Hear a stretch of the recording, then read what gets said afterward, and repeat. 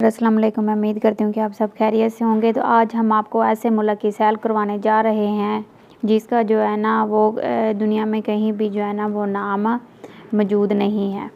Europe में ये जो है ना वो कंट्री यूरोप में है, लेकिन जहाँ जाना बहुत ही आसान है और यूरोप से सस्ता भी है। जी हाँ, आज हम सैर करने जा रहे हैं साइप्रस की, जिसे उर्दू में काब्रिस भी बोलते हैं। इस कंट्री में एक इलाके को भूतों का शहर भी कहा जाता है। इसकी क्या वजह है? इस कंट्री के लोग कैसी ज़िंदगी गुजारते हैं? इस मुल्क की तारीख़ क्या है? किस वीज़े पर काम के लिए जाना चाहिए और स्टडी पर कितना खर्चा है? तो ये सब कुछ जानने के लिए आज इस वीडियो में चलें। आप निकलते हैं साइप्रस के एक शानदार सफ़र पर। साइप्रस 2 हिस्सों पर मुश्तमिल है। एक हिस्से का ऑफिशियल नाम रिपब्लिक ऑफ साइप्रस है और दूसरे हिस्से को ऑफिशियल नाम तुर्कस रिपब्लिक ऑफ नॉर्दर्न साइप्रस कहते हैं। ये मेडिटेरेनियन सी का सबसे बड़ा पॉपुलर आइलैंड है। दोस्तों, आज आपको सुनकर हैरानगी होगी। ये कंट्री तो पूरा आइलैंड है, लेकिन यहाँ के लोग मछलियाँ खाना पसंद नहीं करते, इसलिए ज़्यादातर मछलियों को एक्सपोर्ट कर दिया जाता है। साइप्रस कंट्री छोटा ज़रूर है, लेकिन बहुत ही कदीम है। इस कंट्री में बहुत से ऐसे पानी के कुएं हैं जिनके बारे में कहा जाता है कि ये दुनिया के सबसे पुराने कुएं हैं। दोस्तों, यहाँ आपको एक बात बताती चलूँ, आपको साइप्रस में जाने का जब भी मौका मिले तो आपने इस बात का ख्याल रखना है कि यहाँ के लोग चेंज वापस नहीं करते।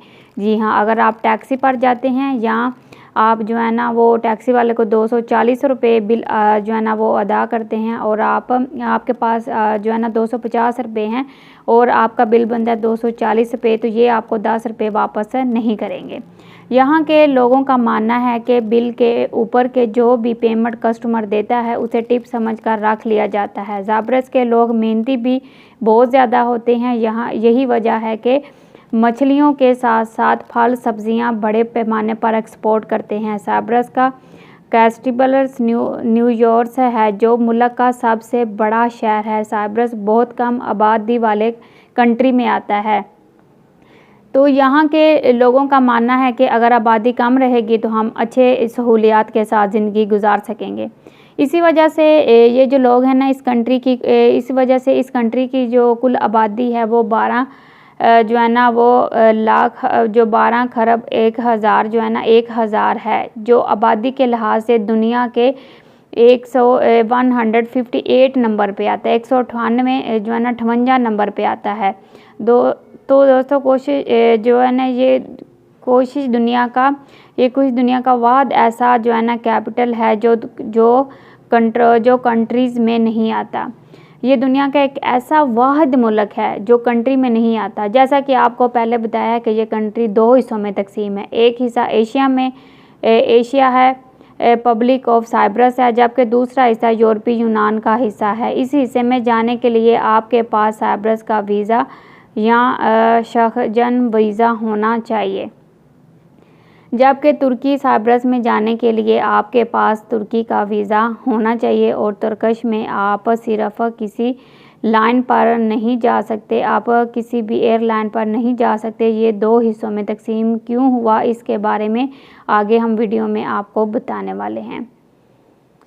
तो यहाँ पे हम जो है ना इसकी साइप्रस को पूरी दुनिया में कोई कंट्री उसे मुल्क तस्लीम ही नहीं करती, ठीक है। सिर्फ तुर्की उसे अपनी स्टेट तस्लीम करता है। इस मुल्क की सरहदें इन ममालिक से मिलती हैं। जनूब में तुर्की, मगरब में लेबनान और शाम, शमाल में मिस्र, शमाल मगरब में फ़लस्तीन और जनूब मशरक़ में यूनान वाक़या है।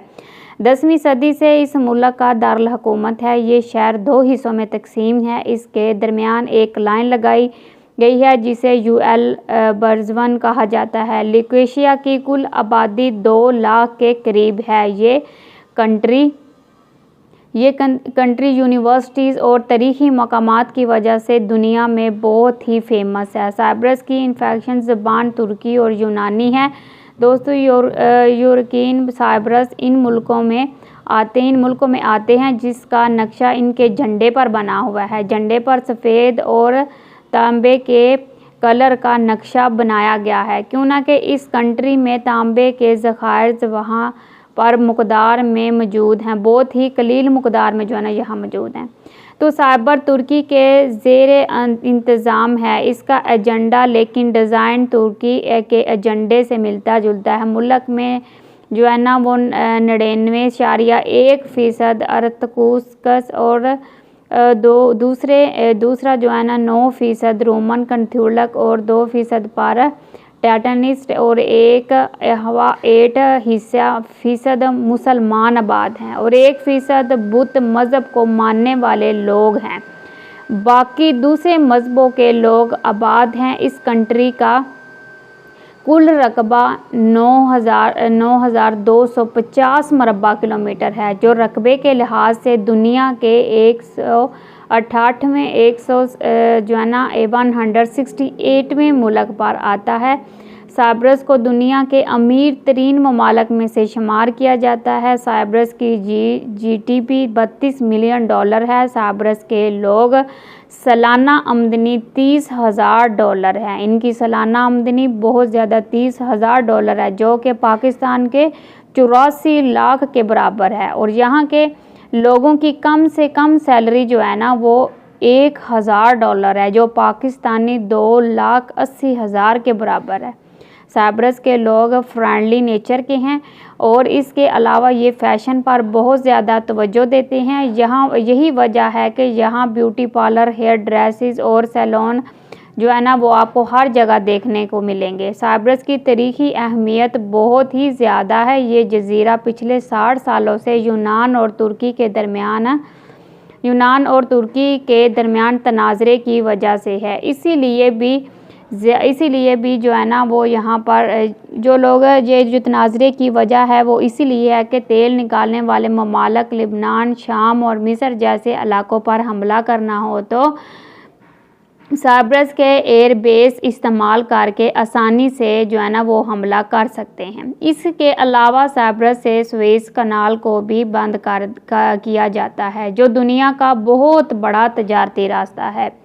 शमाली साइप्रस को दुनिया का कोई कंट्री मुल्क नहीं मानता। साइप्रस को दुनिया का कोई भी कंट्री मुल्क नहीं मानता। इसी वजह से आपको नक्शे पर भी इसका नाम नज़र नहीं आएगा। इसके अलावा बरतानिया ने आज भी साइप्रस के दोनों हिस्सों में अपनी एयरबेस बनाई है और इन एयरबेस को ये जो एयरबेस हैं बरतानिया की ज़मीन का दर्जा दिया गया है। 1571 में सल्तनत उस्मानिया ने साइप्रस को अपने कंट्रोल में लिया था। इससे पहले यहाँ यूनानी आबाद थे।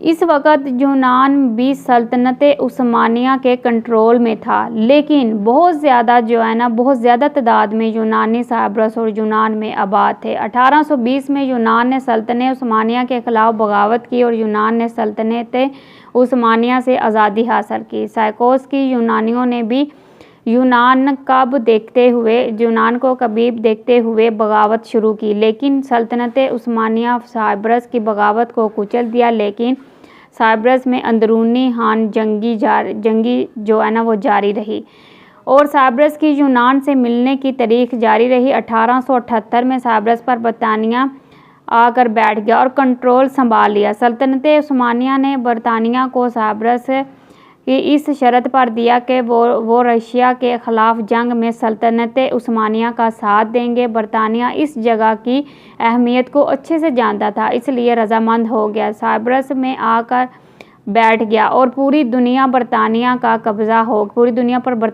ही कब्ज़ा हो गया।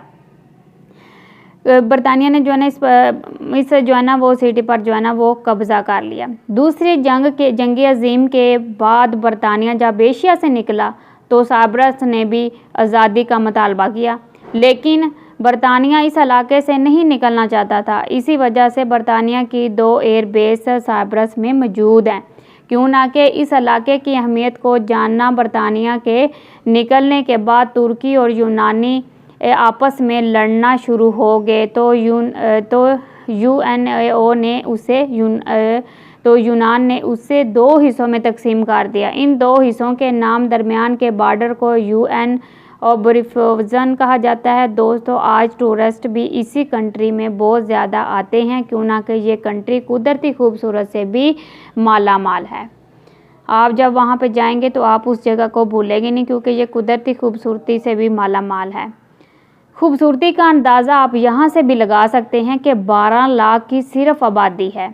12 लाख की सिर्फ आबादी है, लेकिन टूरिस्ट 40 लाख के करीब आते हैं। यहाँ के खूबसूरत जो है ना वो बेंचेस का नज़ारा देख लें, लाइक जो है ना वो देखने के जो बहुत ज़्यादा लायक है। यूनान से टूरिस्ट भी बहुत ज़्यादा इस कंट्री में आते हैं, क्यों ना कि इनका मानना है कि ग्रीक की देवी एफिडेट भी साइप्रस में पैदा हुई थी और ग्रीक के लोग उसे प्यार की देवी भी मानते हैं। तुर्की साइप्रस में तुर्की लेरिया इस्तेमाल होता है, जबकि यूरोपीय साइप्रस में यूरो करेंसी इस्तेमाल होती है। एक तुर्क लेरिया पाकिस्तान 8 रुपये के बराबर है और एक यूरो पाकिस्तानी 300 रुपये के बराबर है।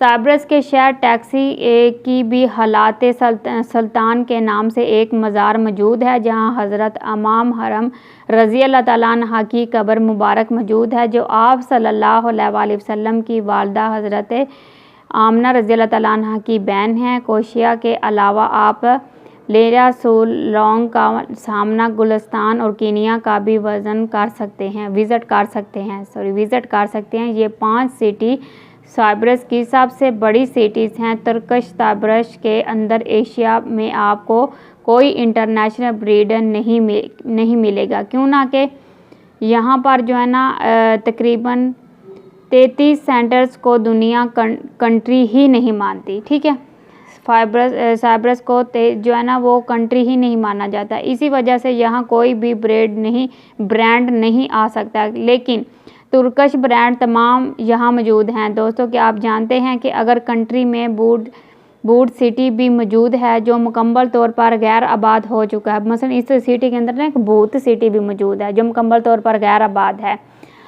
ये इलाका जो है ना